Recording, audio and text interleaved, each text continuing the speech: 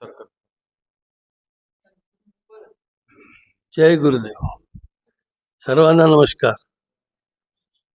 प्रथम सांगायचं म्हणजे माझ्या गुरुदेवांचं असं होतं, त्यांचं सांगणं असं होतं का इथे कोणीही रिकामा माणूस येणार नाही.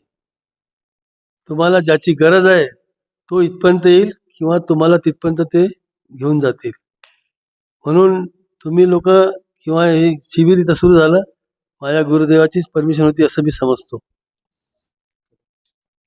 आणि या शिबिराला सुरुवात व्हायला आमच्या संध्याताई ठाकरे आमच्या संस्थांच्या सचिव आहेत, त्या मी अध्यक्ष आहो. आणि आमची ही पोरगी आमच्यातली लहान लहान थोडीशी होती, बॉबी, तिचं नाव तिकडे योगिता काहीतरी आहे. तर ही आमच्या कुटुंबातली पोरगी. एकंदरीत मला इतका आनंद होत आहे की माझ्या गुरुदेवांनी जे आम्हाला ग्रुपला जे काही अभ्यास दिला त्याची माझी सारी उजळणी झाली. संगीतापासून तर ध्यानापासून तर मानसपूजा इथं नाही आली, मानसपूजेपासून सगळी उजळणी झाली. आणि माझा म्हणणं लोकांना हेच राहते की बा वारंवार असं आपण कार्यक्रम घेत राहिलो तर आपली उजळणी होत राहते आणि पुढच्या पिढीला मार्ग मिळतो. त्याप्रमाणे प्रयत्न करत आहोत आम्ही. आता जागा कमी होती, या 4-5 वर्षात 2015 पासून सारखं काम चालू आहे. आणि माऊलीच्या कृपेने हे बाबा गेले तेव्हा फक्त ढाचा होता हा मंदिराचा, बाकी काही नव्हतं.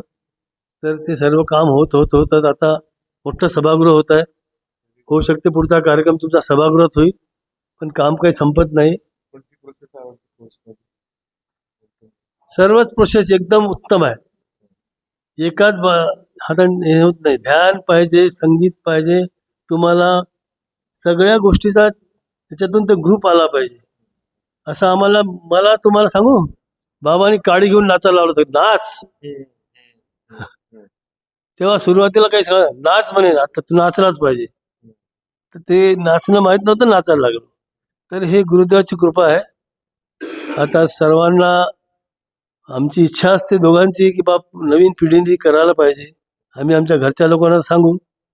आणि मला मागच्या वेळेस हिला मी करायला लावलं होतं, मला वेळ नाही आहे, कुठे मौन कसं पाळणार, इतके कामं आहे की लोकांचे फोन येतात. पण माझ्या सुनबाईने सांभाळलं. त्याला सांगितलं 3 दिवस बोलणार नाही, ते फुल करू नका. तर असं होत खूप खूप आवडला. आणि उजळणी माझी झाली, तुमचा कोर्स झाला, माझी उजळणी झाली.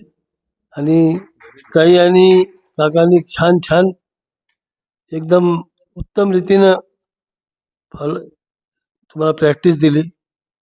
आणि असं वाटतं हे जे व्हिडिओ पाहून आमच्या बाबांनी आम्हाला इतकं शिकवलं, आम्हाला त्यावेळेस ज्ञानच नव्हतं. त्यांचे शब्द पण एक त्यांनी कृपा केली, मला तशी सुबुद्धी दिली, मला की करून घेतलं. ते काही बोलायचे तेव्हा मी कोपऱ्यात बसून लिहायचा चुपचाप. ते लिहायचं, ते आज इतकं कामी आलं, इतके वर्ष ते राहिलं. आत्ता ते प्रसिद्ध होत आहे, त्याचं सगळं झालं, तो ग्रंथ प्रसिद्ध होईल. बाबांचे अनुभवाचे बोल, प्रासंगिक बोल, आमच्या गुरुभक्तांचे प्रासंगिक बोल, असं त्याचं अनमोल असं काहीतरी नाव दिलं आहे. ते एकदम फरकच नाही आहे. महाराज गुरुजी जे बोलत होते ते माझे बाबाच बोलत होते. कारण ती एकाच ठिकाणून आले ना, ती एकच वस्तू आहे. एकच वस्तू असल्यामुळे ते तेच सांगणार तुम्हाला जे पाहिजे. आणि आता आपला अभ्यास झाल्यानंतर या अभ्यासाला कंटिन्यू करायला पाहिजे. रोज आपला थोडा तरी वेळ दिला तर ते कंटिन्यू राहते, नाही तर गॅप पडतो. आणि गॅप पडला की मग माणूस दुरावा निर्माण होतो, बहितकारी याच्याकडे चाललं जातं. म्हणून आत घुसायचं असेल तर कालच्या त्याच्यात ऐकलं ते क्षमा संपत्ती, क्षमाषटक, ज्ञान, वैराग्य, भक्ती जितकी आपली पुढे जाईल, भक्तीनं जितकी आपण त्यांच्या पायाशी जाऊ तितकी आपल्याला ते आपोआप उकल होईल. हा विषयच खूप खोल आहे. एवढं बोलून थांबतो. जय गुरु. काकांनी चांगलं सांगितलं, व्हेरी गुड. अंजली.